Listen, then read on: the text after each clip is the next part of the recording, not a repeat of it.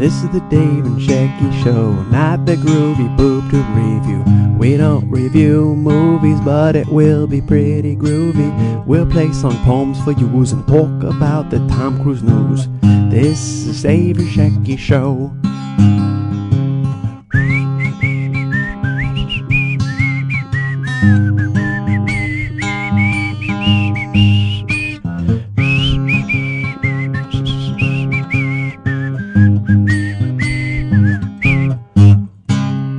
This is the Dave and Shecky Show, not the Groovy Boob to review. We don't review movies, but it will be pretty groovy. We'll drink way too much coffee, then we'll reference Muammar Gaddafi. This is the frickin' Dave and Shecky Show.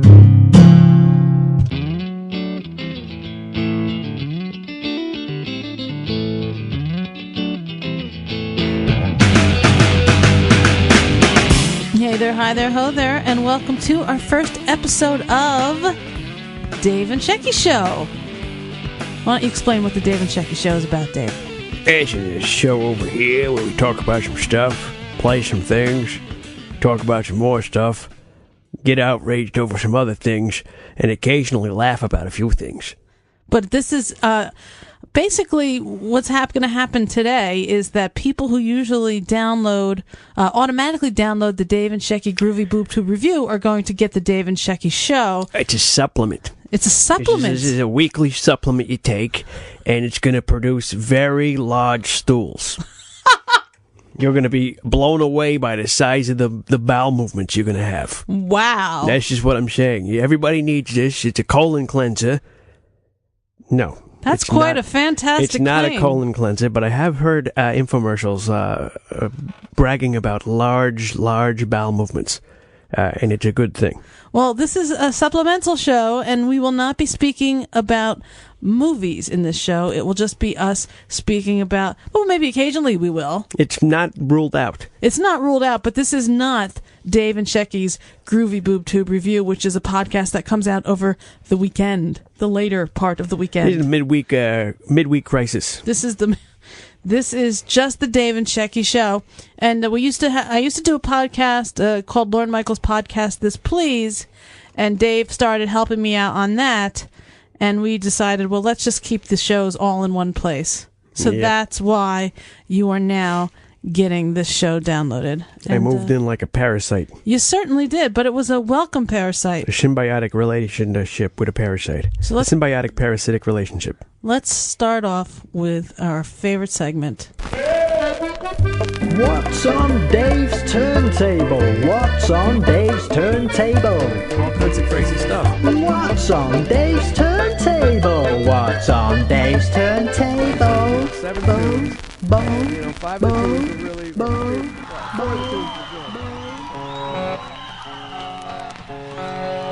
Thank you! Is everybody feeling pretty good tonight? That's what I like to hear. And friends, it's true. Well, this sounds like David Lee Roth. Yes, that's not. Yep. Well, that's true. There weren't too many people. But now it appears that things have changed. Why does he talk funny? He makes up some sort of weird personification that he goes by, and I think he Would that be thinks he's Diamonds like, Dave? he's trying to be like some sort of like male Janis Joplin or something. But he ends his words funny. It was a time Yeah, exactly. when we were back in the day. Look at the picture of him on that bootleg cover there. Well, yeah, this is a bootleg. This isn't even a real album. Was this like, what year was the bootleg from? This is from 1979. It's a bootleg on vinyl called Die Laughing. And Did they have an album called Die Laughing? no, they didn't, but they might have had the Die Laughing tour. I'm not sure about that. Okay. But maybe they didn't. I don't know why they would. I'm not sure what Die Laughing refers to, but maybe one of you Van Halen heads out there might know. But the guitar playing is like way above average. You know, like verging on like phenomenal, especially for the time. He started doing that shit in 1977, and even like that intro to that song with all that wah-wah stuff. That's sort of like a That's sort of like a nod to Hendrix, Voodoo Child. Right. Voodoo Child opens with that, wow, this is this Voodoo Child to the next degree, and that's basically what Eddie Van Halen was. He was Hendrix on the next plane, a few years later. It's almost, because I'll just say that back in like 1984, was that their big album with the little baby smoking a cigarette? Yeah, I guess that was the climax there. Then they broke up. I didn't really listen to them prior to that. I think Van Halen had more of a male following. I could be wrong, but no, again, that's how. Look at David Lee Roth. Well, David Lee. See, this David is Lee Roth was a major sex symbol. The only way I knew them was from videos, and from videos, David Lee Roth came off as kind of cool. I'm telling you, there was a poster of him chained to a fence, wearing no shirt and leather pants. I actually downloaded that picture. That is rough. I'm going to put it in the show notes. I don't know what you're going for there, but Eddie Van Halen is he's not a bad-looking guy. He sort of had a rock look going there. He's like cool, he's like a male Valerie Bertinelli or something. Well, yeah, he's not I never looked at any of these guys as like potential boyfriend material. This is interesting because I've never heard like a live album, and this is a bootleg on vinyl, which is really cool. Eddie Van Halen is kicking ass. I mean, that guy was I think people should respect him. Wait, are you sure good. He's not respected anymore? I guess he is, but I don't know. Oh, but you think the younger generation is just... I think Hendrix has much more staying power than Eddie Van Halen in terms of the eyes of the public. Really? Yeah, Hendrix is like a legend. Eddie's like an older guy now. He could fucking... Had Eddie died, he would have been catapulted to that, right? Perhaps true, yeah. Well, it's hard to compete with Hendrix, but Eddie is really like... I think most people realize that he's a fucking genius. So you're saying that Eddie Van Halen and Jimi Hendrix A-list, right? A-list guitarist. Definitely. And where would you put a Tommy Shaw? Tommy Shaw is not an innovator. He's not an innovator like Jimi Hendrix or Eddie Van Halen. But he's a really, really good guitar player. And I would even say that Tommy Shaw is a way underrated guitar player, Tommy Shaw. But not an innovator. He's no Miles Davis of the guitar. So he's not A-list. He's not Jeff Beck. Would he be B-list? You can say C-list. It's not. No, I don't even put him on a list. He's not like on. He's kind of just like he's A-list, but he's just not. He's not stupendous. He's a really good guitar player. It's just that he hasn't innovated it. He has just continued. Yeah, he's a really good, he's a tasteful guitar player. I mean, anyone who doesn't see that is just they're caught up on the fact that Styx is a little corny. But Tommy Shaw is a good player. I agree. I'm saying Jeff Beck, Jimi Hendrix, Eddie Van Halen. These guys have their own sound, and they took the guitar to a new level. Ace Frehley? Novelty. What? Good player, but novelty. Oh. Novelty. Brian May? Brian May is really good. I would put him on the same level as Tommy Shaw, except he's gotten more respect than Tommy Shaw as a guitar player. You think that Tommy Shaw is, and it's not deserved, but he gets less respect because of Styx? Yes. I think so. People like to bash him. I know. I don't like when people like to bash things. It's unfair. Sebastian. Savage Animal. I only saw that one episode, and I don't think I can watch that show again. What's it called again? Supergroup? Supergroup. Should be called Super Freak. Well, Ted Nugent's on it.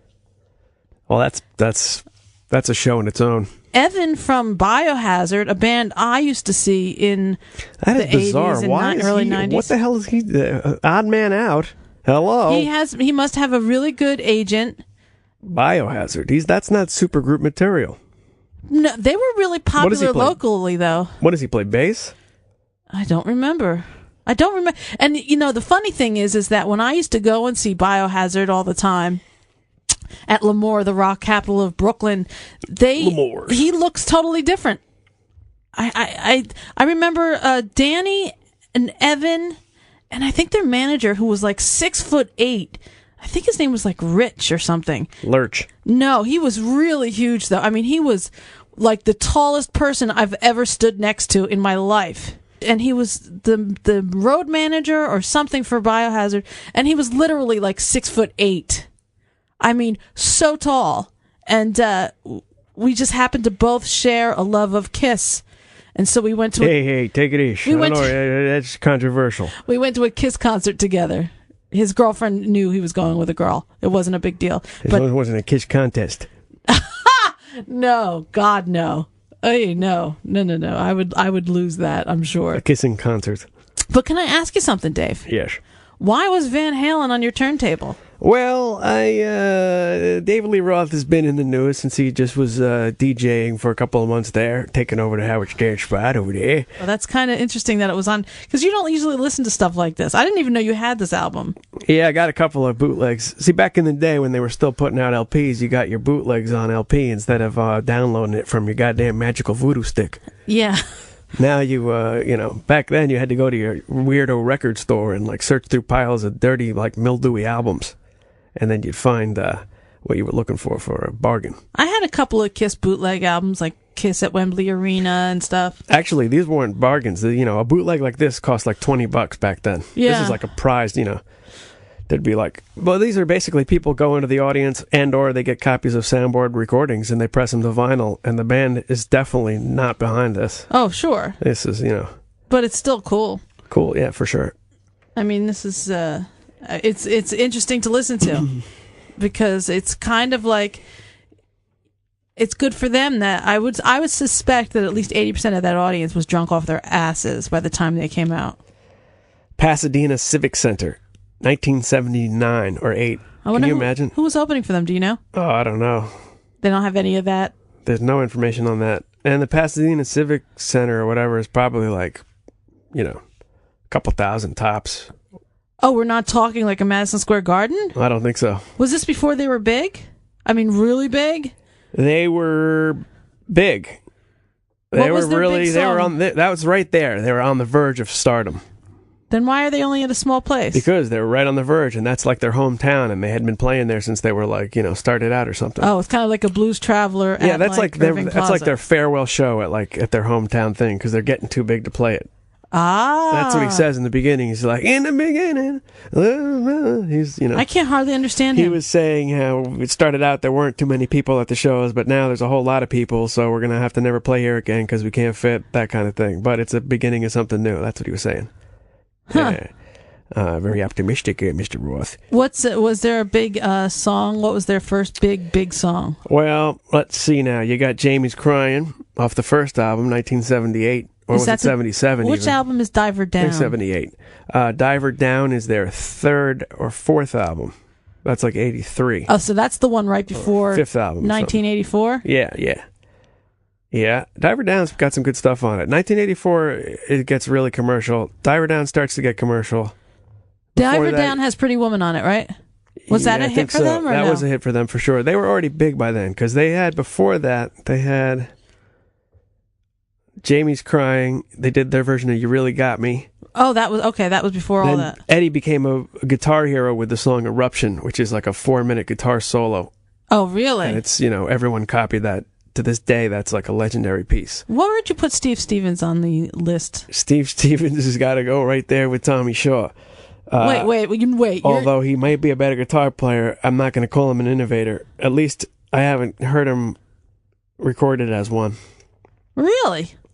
I did meet him at a meet and greet, like at I guess it was a Nelson concert. Oh, rock at its finest. But Nelson, they were adorable. But Steve Stevens, I guess he was in their band. I guess Steve Stevens was in Nelson. Yeah, why not? And he was a really tiny little guy.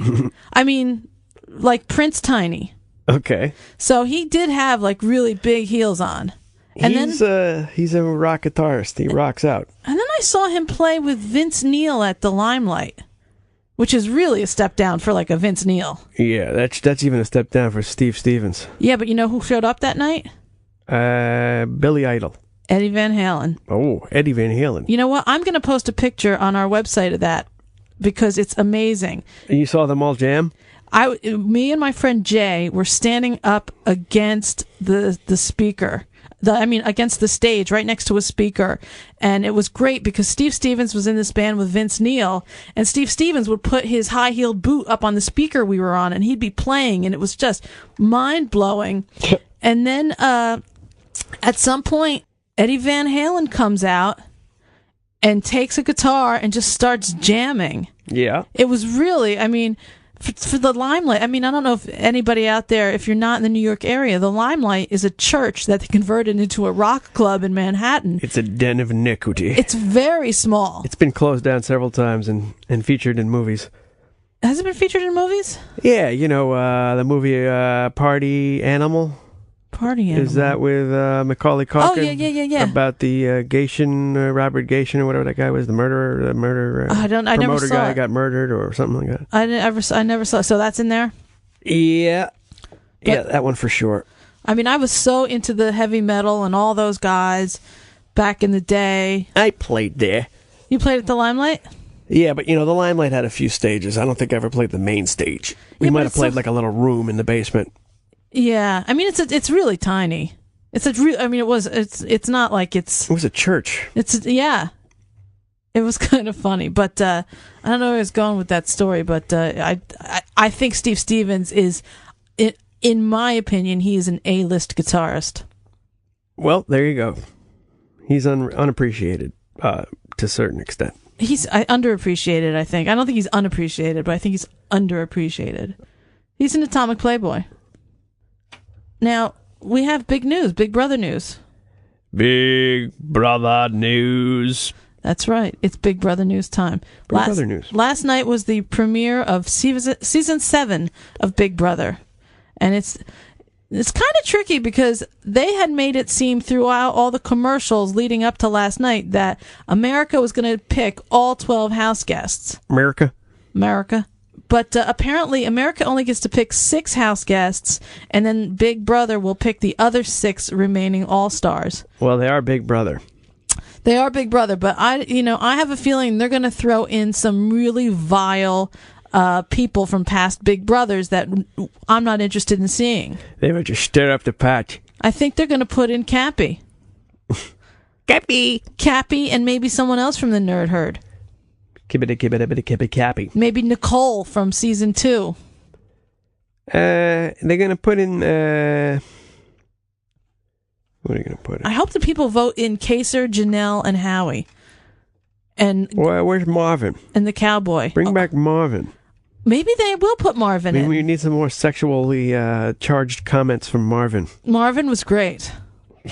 I think you're right. I think they will. He will be one of the ones that they put in. Yeah, they're putting Jason no matter what. You think they're going to put Jason? See, I don't think they'll put Jason because we have to vote on him. He's coming. He'll be in the show. Let's put it that way. I think. See, this is what I'm saying. Him and Janelle are going to be some kind of weird number.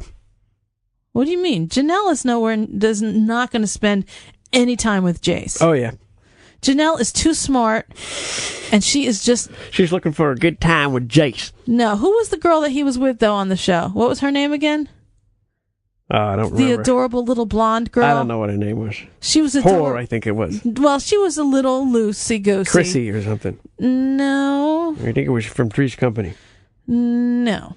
But I'm very excited about this year of Big Brother. Fair enough. We'll have to see how it goes. Now, I have some good news for you, Dave. Oh, jeez. Well, it's good news for me. Oh, jeez. And as such, it may be good news for you. Oh, jeez. From tvblend.com. TV what? TV Blend. Okay. I think it's tvblend.com. It didn't print out properly. Get to it, woman. The Corey boys to do sitcom. Ah, excellent. You know I love the Coreys. But at what point do they become the Corey men? No, they'll never be men to me. They'll always be the Coreys. The 55-year-old Corey boys. Corey Haim and Corey Feldman are names synonymous with ubiquitous wasteland. I'm sorry, they've made a mistake here. It should be with the ubiquitous wasteland that was 80s teenage filmdom. I bet that's the first time you've seen the words ubiquitous and Corey Feldman together without the irony. Anyway, TV.com has got the story of how RDF Media is reuniting the pair for their own improv sitcom. You know, the one where the actors make up stuff as they go along, like Laguna Beach, only not vomit-inducing. I would say this David Kelly character who wrote this story, not a fan of the Coreys. Whoever wrote that, I don't like the way he speaks. I don't like him. I think he's a special person. You don't like him, therefore he's special? I think he has special needs, and desires, if you know what I'm saying. Earlier this year, the two appeared as themselves on an episode of Robot Chicken. That's probably what got this whole ball of hair gel going. That's not what got it going. Their desire for the cocaine got it going. Oh, you think so? I think one of them is clean. Yeah, clean as the day is long. I think, I loved the Coreys growing up, and I will watch the show if we get the channel it's on. One of them might be clean, but the other one's mean. Corey Feldman seems like he has turned into a lunatic. And Corey Haim, I think he's the one who tried to clean up his act. He's the one who's big now, Corey Haim? You mean heavy set? Yes. Yes, I thought you meant big like as a star. The heavy set Haim. Well, I think he was, but I haven't seen him. I don't know what he looks like right now. Well, this is going to be a great show. It should just be a reality show. That's all it needs to be. I agree. Nothing would be funner than to see the two Coreys together palling around. They did some sort of weird softcore porn movie together. I was into their 1-800 number. Yeah, I was addicted to that one for a while. You and Lisa Simpson. Exactly. I liked the movie they did, Dream a Little Dream. All right. And I loved that movie. I like Lost Boys. And when they did another movie together, I couldn't wait to see it. And it was softcore. It was softcore porn. It was quite disappointing. There was some shower scenes or something and some pert nipples, I think I remember. And then they did Dream a Little Dream 2. Oh, no, please. No, it was horrible. Dream a fucking nightmare. It was horrible. It's not worth watching. It was one of the bigger disappointments in my life, Dream a Little Dream 2. Yeah, it's no good. It was... You can only break your leg spontaneously once and have it mean something. I think it's time for Tom Cruise news. Oh, jeez. Tom Cruise news. Tom Cruise delays marriage, but eager for more kids. From cinemablend.com. Weren't Tom Cruise and Katie Holmes supposed to get married? It looks like Tom's ex is going to beat them to the altar. He may not be hot to get remarried, but Tom plans to get Katie to crank out a lot more kids. In fact, he says he wants 10. So does that 10 count the 2 adopted kids we never hear anything about anymore? Or does it just count the one you had with Katie? If you're Katie, you're probably hoping he counts the adopted ones. 7 more sounds a little more doable than 9, though in either case, I don't hold out much hope for her continued film career. And that's this week's Tom Cruise news. He's hoping to have 10 kids. Well, everybody needs an army of idiots to rule the world with. Because 10 kids will create 10 kids each. Before you know it, you have a whole fucking army of cruises. You think their Scientology is building an army like the droid army of the Star Wars? Yeah, like 101 Dalmatians. 101 Scientologists? There's all these fucking Dalmatians over there, and they're making Scientologist shit. There might be a Scientology Army. God damn it, I wouldn't doubt it. Can you imagine if they just... Before you know it, they're going to stockpile weapons. I wonder if they'd be allowed to. Why? Why because would they? David Koresh wasn't allowed to, but we got Scientologies. They like to spend the money. Well, David Koresh wasn't allowed to, but...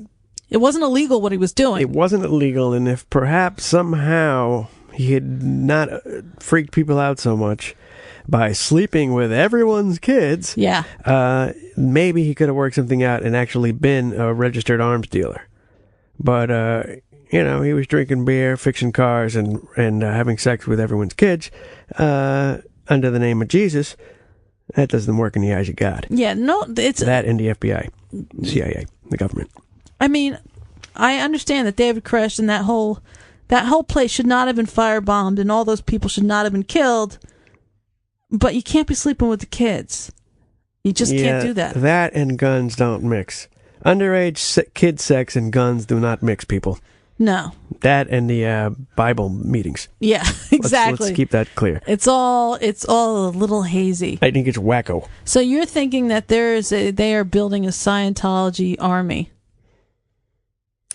Well, I don't know enough about it. About what? About the whole Scientologist thing. Well, I know it's bad, and I know it's creepy, but I don't know enough about it to say whether or not they're going to form an army.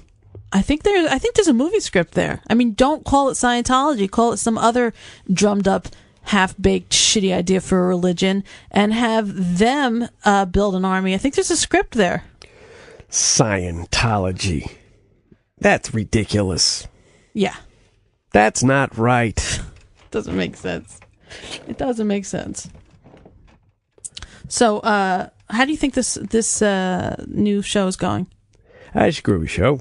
You think it's not bad. What did I like the other day? Oh, I like the fact that the world sucks, and that as individuals we can't do a goddamn thing about it. Why do you like that? That's just me. Why do you like that though? Because if I didn't like it, I would go completely crazy. Oh, I see. So I'm gonna leave it at that. You're learning. Just embrace the madness, because it's maddening. Otherwise, it is maddening. Now, why are you talking about some show you watched? Some drug show? Drug show. What was it called again? The Druggies. And it was on Showtime? It was on maybe Sundance, Showtime, IFX, one of them. I don't know. It was a VH1 production. Oh, then it was probably on VH1. It was not on VH1. It currently is not on VH1. Wow, look at you. It's on a cable movie channel. Okay. Yeah. And it was showed people on crystal meth? Yeah, they got the crystal meth. They got the before and the after. Within a month or two, you turn from a semi-normal person to a complete Neanderthal. Well, now there was rumors about when OJ, the whole OJ murder thing was going on, that he had been out doing crystal meth with Brian Cato Halen the night of the murders. Do you think that would it make someone murder somebody? Well, what kind of? Yeah, it could for sure. But is this something you do and drive around? I don't think OJ needs crystal meth to murder someone. What do you mean? I think he had the rage of a white man's penis in his mind. What? He was enraged with his woman.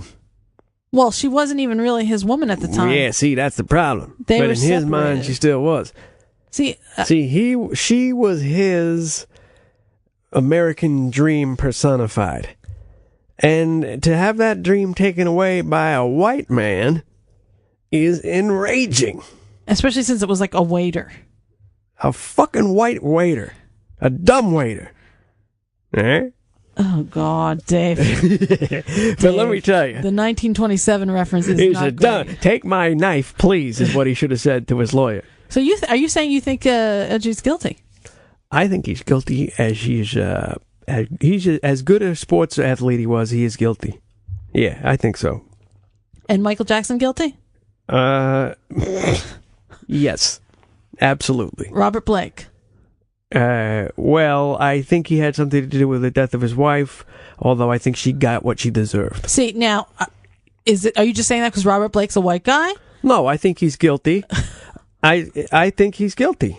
And, I think he should have served some time, but they should have taken into account that perhaps he was being, almost to the point of, extorted and blackmailed, Right. Justifiable homicide. Yeah, not just some kind of crazy murder charge, but he should have gotten a few months or something, or a year or something, perhaps. Oh, and what's going on with Phil Spector? Phil Spector, that man's a genius.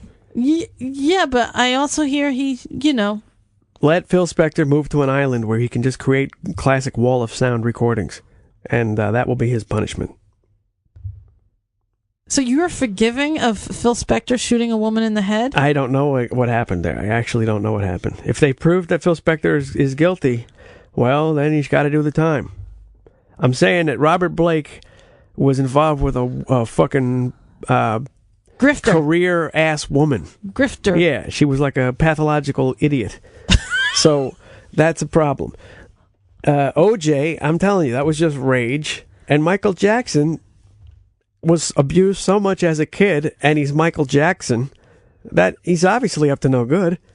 You think he's up to no good? Yeah, it's not a coincidence that he likes to sleep with children, but it's too much. It's not good. I don't know what he did.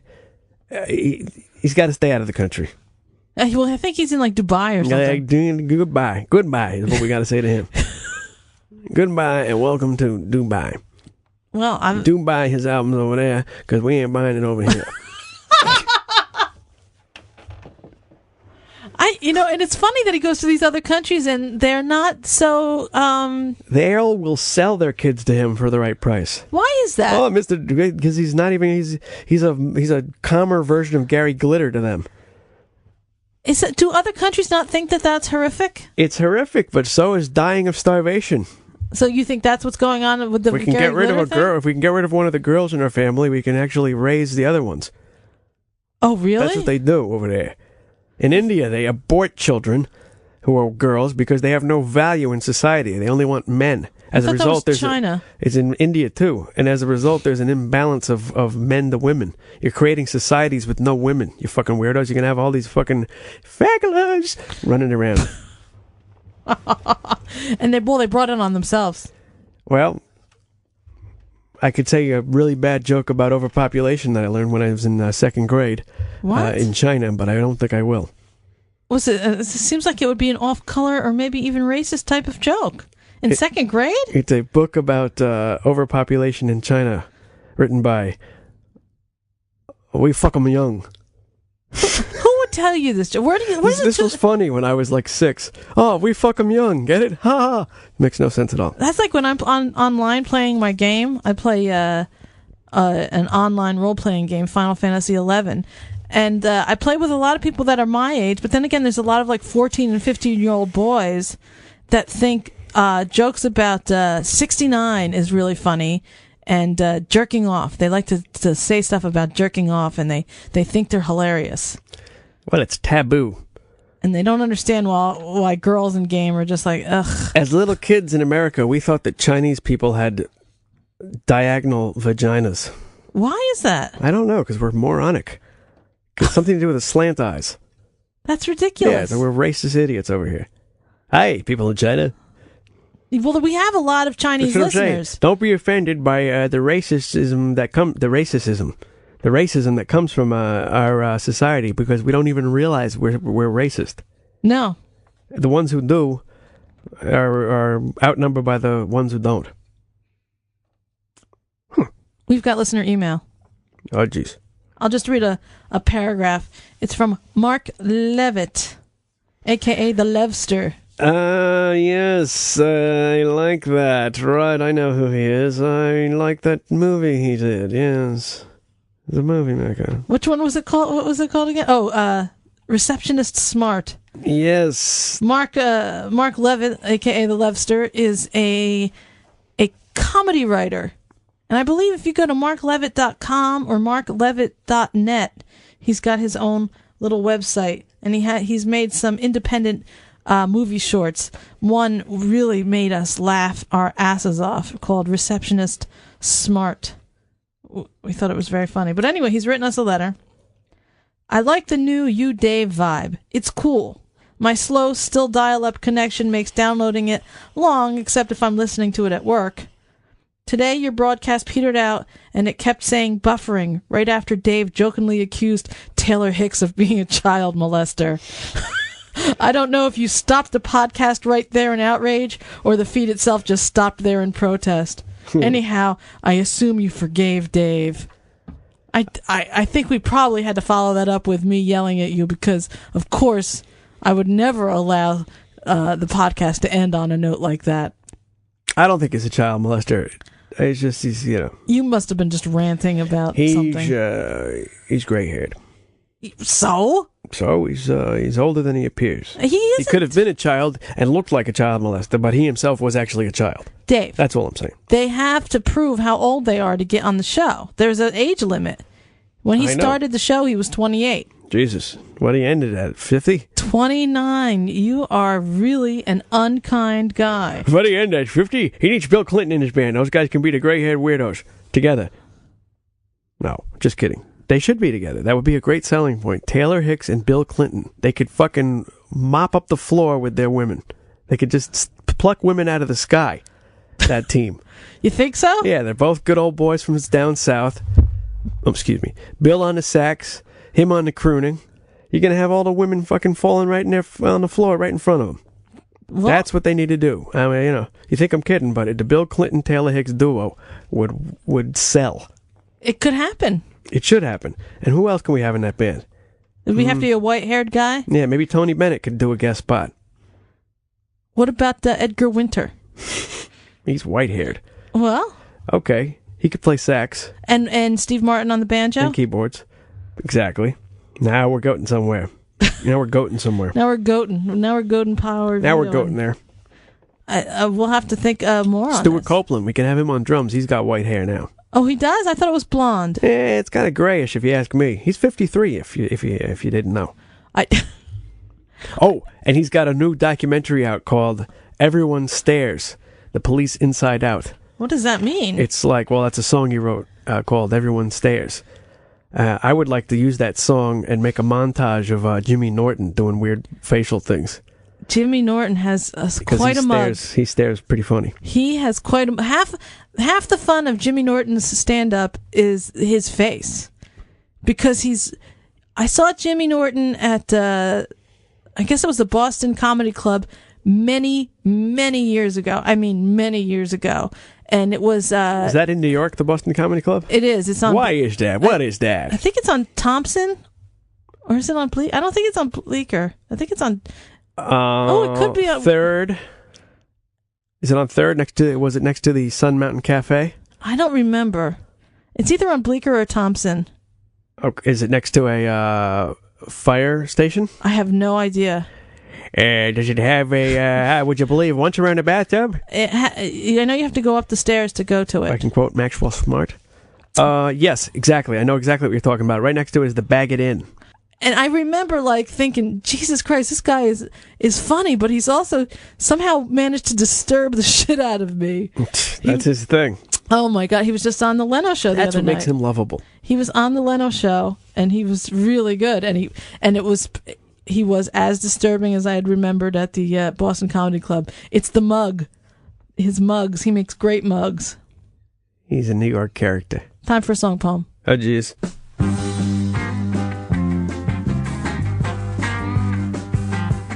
I gotta laugh at you kids who smoke it, the pot. You gotta run like hell, or you're gonna get caught. You put on that old oil to kill it, the smell. But I'm gonna tell it to you kids, it smells like hell. You gotta keep watch while you're weed. It grows soon, time to smoke it, the pot which you know.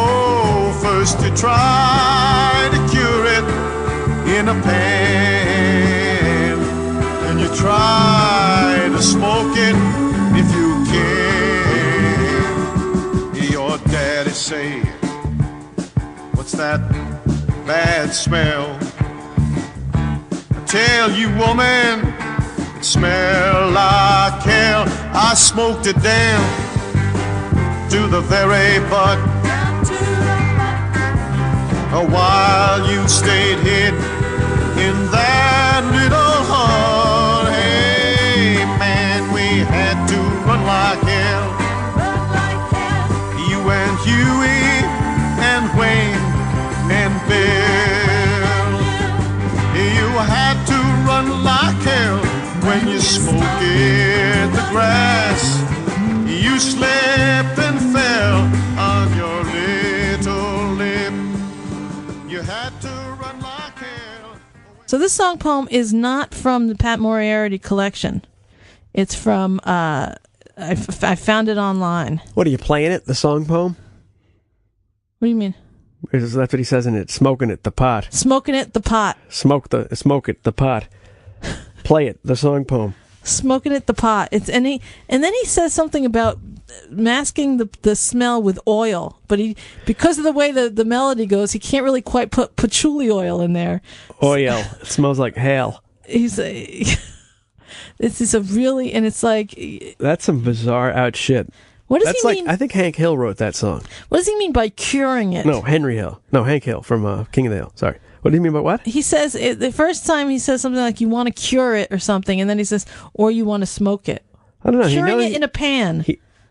He has some sort of weird concept of using it. I think he means that you have to heat it up and cook it before you eat it to activate the psychoactive chemicals. Well, then he seems to know a lot about the pot. Exactly. He knows. He even says in the song that he smoked it and he was running himself. He was actually running like hell when he smoked it. He said because he's going on about how if you smoke it, you're gonna have to run like hell. And he was running like hell, is what he said. He's ridiculous. So, this guy's a loonigan. Is that your word of the day, loonigan? Loonigan. All right. Well, the song poem really does mean it's the end of the show. Do you have anything else you want to say?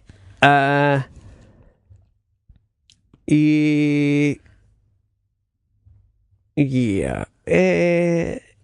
Has it really changed? Has what changed? Has everything changed, or is it just changed because we think it's changed? What is it? You can figure that out. I have no idea. Just imagine something's changed, and then think of why it's changed. And has it changed because it actually changed, or has our perception of it changed, therefore changing it? Yeah? What are you talking about? What if I were talking about post 9/11? Oh, well, no, nothing's changed. Yeah, well, if enough people are telling you it's changed, before you know it, everything's changed. Well, I mean, there are now people, I think aren't there armed gunmen on the George Washington Bridge? No, they were, but not currently. Oh, they're not? Oh, no. Anyway, I'm just saying. That was kind of like... Take it easy. I just wanted you to kind of wrap things up and, Has it really changed, or are we changing it? That's like a homework assignment, Dave. Just take it easy. Don't freak out. Let's have some rock music. That's all I'm saying. All righty. Yes. Well, thanks for listening to this edition of the Dave and Shecky Show. Head on over to daveandshecky.podomatic.com, and I am going to try to dig up my Steve Stevens and Eddie Van Halen Limelight pictures and scan them in for you. And I'll be preparing my Donovan album for next week. You can't... Okay, not Donovan next week. Maybe Donovan, you never know. No, there's no teasing what's on Dave's turntable. That's right, it will not be Donovan. That fucking English hippie. You are a ruiner of all things. daveandshecky.podomatic.com. See you next week. Goodbye, you don't have to tell me goodbye. Goodbye, you don't have to tell me. And I bid you good night. Good night. Good night. And I bid you good night. Good night. Good night.